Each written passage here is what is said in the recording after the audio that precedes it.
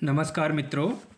आज मैं कुछ इतिहास के पन्नों में जाकर दृष्टि डालता हूँ तो मुझे पता चलता है कि जो भारत पर पहला विदेशी आक्रमण हुआ था 712 ईस्वी में मोहम्मद बिन कासिम के द्वारा, तो वो क्यों हुआ था, उसने क्यों किया था। क्या मोहम्मद बिन कासिम को सपना आया था? कभी सोचने वाली बात है, इतिहासकार इसी दृष्टिकोण से सोचते हैं। तो हम लोग देखते हैं कि उस ईरान में वो था और ईरान का में अपना सेनापति था। वहाँ के राजा शाहरुख थे ईरान के। उन्होंने आदेश दिया मोहम्मद बिन कासिम को कि जाके भारत पर लूट करिए या आक्रमण करिए, जो इस प्रोस्पेक्ट में था कि वो अपना बदला लेना चाह रहे थे। बदला कैसे लेना चाह रहे थे कि बात यह है कि ईरान का एक विदेशी जो जहाज़ है वो आ रहा था जावा और श्रीलंका से होते हुए, सामान लेते हुए, अपना पानी वाला जहाज़ था। तो ये हमारे केरल वाले तट से और ये गुजरात होते हुए ये ईरान जाता। कुछ लोगों ने, हमारे भारतीय लोगों ने जो गुजरात के आसपास के क्षेत्र में थे, उन्होंने उनका जहाज़ रोका और उनके साथ बदसलूकी की, उनकी महिलाओं को अपमानित किया और उनकी महिलाओं के साथ और जो भी गलत कार्य जो भी होते होंगे वो किए।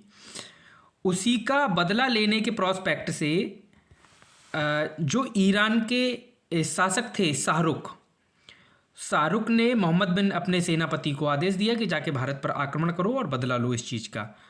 तब मोहम्मद बिन कासिम आया था,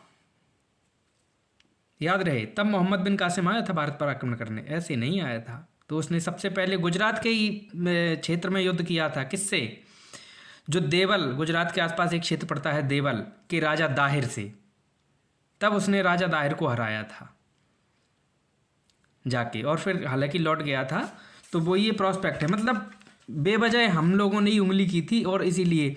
और यहाँ से एक चीज़ और स्टार्ट होती है, जब वो लूटपाट करके या जो भी जाता है तो उधर लोगों को समझ में आता है कि भारत एक समृद्धशाली देश है, समृद्धशाली भूमि है, क्योंकि आके मंदिर अंदर बहुत ही शक्तिशाली, मतलब एक अर्थव्यवस्था का केंद्र हुआ करते थे प्राचीन काल में। तो इस प्रोस्पेक्ट से वो गया। फिर इसके बाद अनेकों विदेशी आक्रमण हुए और इसकी श्रृंखला बढ़ती ही गई।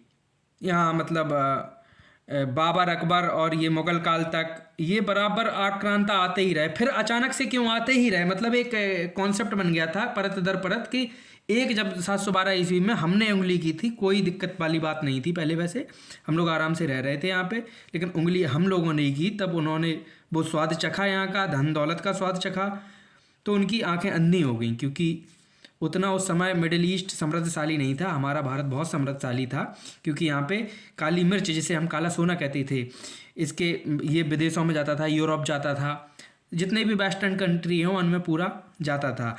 तो इस प्रोस्पेक्ट से उसी टाइम भारत होने की चिड़िया कहलाता था। काफ़ी चीज़ों के प्रोस्पेक्ट को ध्यान में रखते हुए तभी विदेशी आक्रांता यहाँ आए, और क्यों आए फिर अगले टॉपिक में बताते हैं कि क्यों आए।